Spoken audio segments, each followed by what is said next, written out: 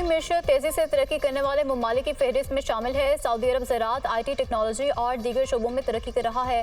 Saudi अरब मुलाजमत के मौके के लिए अहम मुल्कों में शामिल है। वज़ीर आज़म शहबाज शरीफ का सऊदी वफ़द के एजाज़ में इशाइये की तकरीब से खिताब।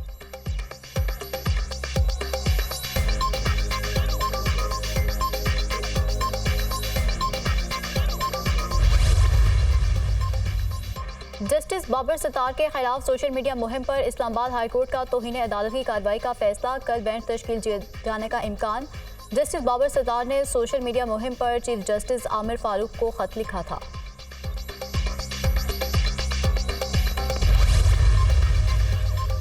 और इनकम टैक्स गोशवारे जमा न कराने वालों की मोबाइल सिमें ब्लॉक करने का मामला, टेलीकॉम इंडस्ट्री ने कानूनी रुकावटों की निशानदेही कर दी। वजारत इंफॉर्मेशन टेक्नोलॉजी और PTA को लिखे खत में कहा कि कानूनन सिम को एकदम बंद किया नहीं जा सकता। चीफ जस्टिस का फैजाबाद धरना इंक्वायरी कमीशन की रिपोर्ट पर इजहार बरहमी, समझ नहीं आ रहा ये किस किस्म की रिपोर्ट है, कोई फाइंडिंग नहीं दी, मुल्क का वक्त क्यों ज़ाया किया, शहादतों और सबूतों को सामने लाना कमीशन का काम था। कमीशन ने अपनी रिपोर्ट में फैज़ हमीद के बयान पर इन्हिसार किया।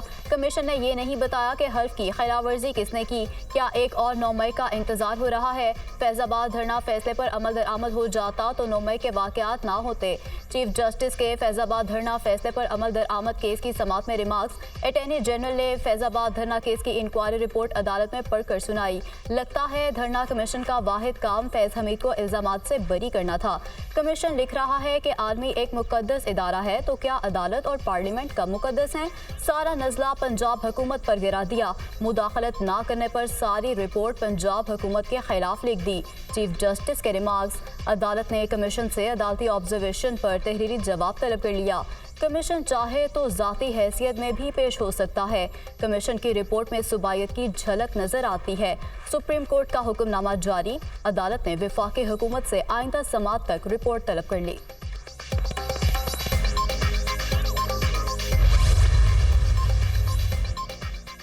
धरना कमीशन ने फैज हमीद को कितनी बार बुलाया? चीफ जस्टिस का इस्तफसार। फैज हमीद को एक मरतबा बुलाया गया, सवालनामा भेजा गया तो उसका जवाब आया था। अटॉर्नी जनरल का जवाब। आउट ऑफ द वे जाकर उस जेंटलमैन को रिपोर्ट में बरी क्यों किया जा रहा है? क्या खूबसूरत इत्तफाक था? इतनी नजरसानी दरख्वास्तें दायर हुई, किसी ने नजरसानी की मंजूरी दी होगी, वकील किया होगा, सारी पेपर ट्रेल किधर है? क्या कमीशन ने TLP की तरफ से किसी को बुलाया? शायद TLP वाले उनकी मावनत कर देते। उनको बुलाते हुए उन्हें डर लग रहा है, जिसे मुतालिक इंक्वायरी कर रहे थे उनका मौक़िफ़ ले लेते। उनको भी नहीं बुलाया गया जिनके पास से असलहा बरामद हुआ। असलहा लाने वालों की नीयत तो वाज़ेह थी कि वो पुरअमन मुजाहिरीन नहीं। तहकीकाती कमीशन ने लिखा कि धरने की जिम्मेदार पंजाब हुकूमत थी।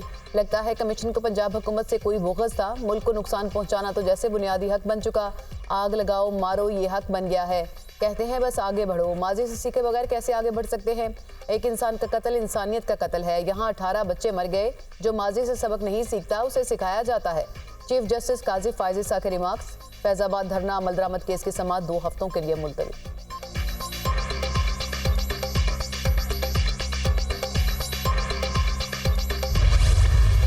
सुन्नी इत्तेहाद काउंसिल की मखसूस नशिस्तें दीगर सियासी जमातों को देने का फैसला मुअत्तल। सुप्रीम कोर्ट ने पेशावर हाई कोर्ट और इलेक्शन कमीशन का फैसला मुअत्तल कर दिया।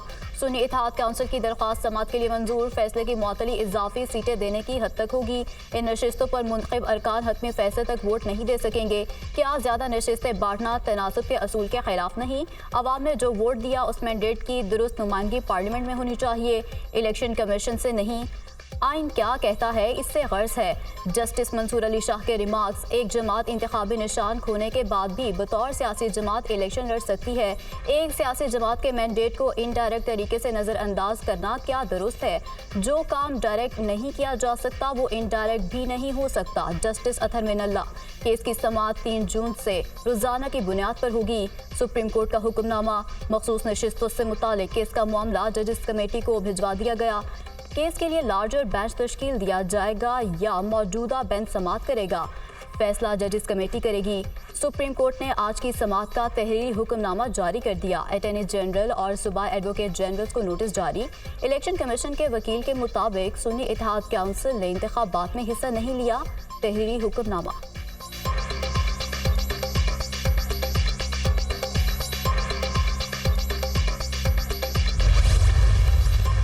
78 सीट्स दूसरी पार्टी को अलोकेट कर दी थी। इलेक्शन कमीशन के उस ऑर्डर को 1 मार्च के ऑर्डर को 13 मार्च और 14 मार्च को पेशावर हाई कोर्ट के लार्जर बेंच ने अपहोल्ड कर दिया था। हुकूमत नाकाम होगी और वो 2/3 मेजॉरिटी से महरूम है। जो खान साहब के केसेस पेंडिंग है, जो हम सुप्रीम कोर्ट से मुसलसल इस्तदा किए आ रहे हैं कि इनको भी आप उठा लें और कानून और इनके मुताबिक इस पर फैसले करें। सुप्रीम कोर्ट का फैसला हमारे मौक़िफ़ की तायीद है। अदालत ने इलेक्शन कमीशन और पेशावर हाई कोर्ट का फैसला मुअत्तल कर दिया। हमारी 78 मखसूस नशिस्तें दूसरी जमातों को दी गईं। हुकूमत अब 2/3 अक्सरियत से महरूम हो गई। बानी पीटीआई के खिलाफ बनाए गए केसेस पर भी ऐसे ही फैसले किए जाएं। हमारे किसी के साथ मुज़ाकरात नहीं हो रहे। इस फैसले का मुज़ाकरात से कोई ताल्लुक नहीं। बैरिस्टर गौहर खान की मीडिया से गुफ्तगू।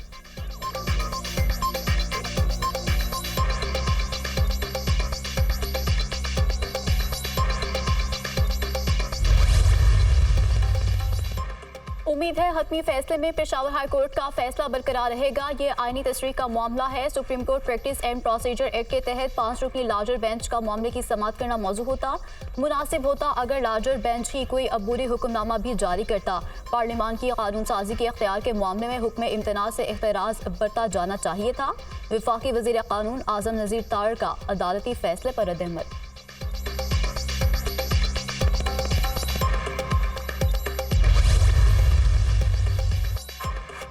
शेर अफजल को चेयरमैन पीएसी बनाना है या नहीं, पीटीआई की आदत फैसला नहीं कर सकी। शेख वकास अकरम चेयरमैन पब्लिक अकाउंट्स कमेटी नामजद। पीटीआई की सियासी कमेटी का कसरत राय से फैसला। शेर अफजल मरवत सियासी कमेटी के फैसले पर बरहम। चेयरमैन पीएसी का मामला बानी पीटीआई के सामने रखने का ऐलान कर दिया। बानी पीटीआई ने पीएसी के फैसले को सियासी कमेटी को रेफर नहीं किया।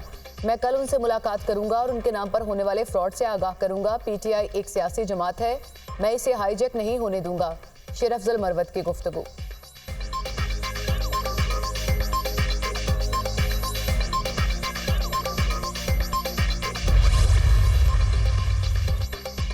बिला जरूरत गंदम बरामद का जिम्मेदार कौन? तहकीकाती कमेटी आज वज़ीर आज़म को रिपोर्ट पेश करेगी। गंदम बहरान पर लीगी कायद नवाज शरीफ की ज़ेर सदारत अहम बैठक। मरियम नवाज, राना सदाउल्लाह, सरदार अयाज सादिक, आज़म नज़ीर तारड़, साद रफीक समेत दीगर रहनुमा शरीक। वफाकी हुकूमत की जानिब से गंदम से मुतालिक रिपोर्ट पर गौर। वज़ीर आला पंजाब मरियम नवाज ने गंदम खरीदारी बहरान पर सूबाई हुकूमत की तरजीहात और पॉलिसी से आगाह किया। इजलास में मौजूदा सियासी सूरत हाल और पार्टी की तंजीमी मामलात पर भी गौर किया गया। वज़ीर कानून की मखसूस नशिस्तों पर सुप्रीम कोर्ट के फैसले के बाद की सूरत हाल पर ब्रीफिंग। 11 मई को शेड्यूल मुस्लिम लीग नून के जनरल कौंसिल इजलास के हवाले से भी मुशावरत। जनरल कौंसिल इजलास में नवाज शरीफ को दोबारा पार्टी सदर मुंतखब करने की तैयारियां।